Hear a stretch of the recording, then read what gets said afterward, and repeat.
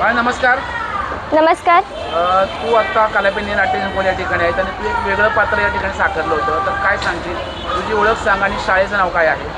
माझं नाव श्रुतिका नारायण लांडे. मी जैन शाळेत शिकते आणि आज आम्ही कलापेनी इथे आलो होतो आमचं नाटक घेऊन चिवकाऊ 2.0 म्हणून.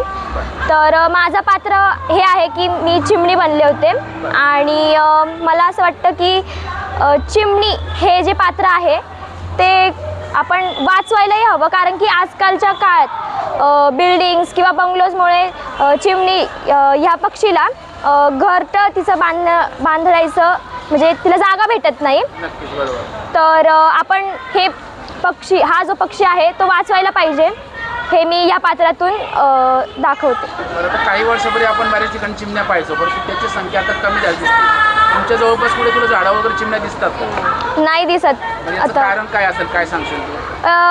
कारण की मोबाईल किंवा व्हायब्रेशन्समुळे आजकालच्या चिमण्यांना खूप त्रास होतोय आणि तिची संख्याही कमी होत जाते, त्यामुळे दिसत नाही. नक्कीच खूप चांगला संदेश दिला आहे. थँक्यू. धन्यवाद.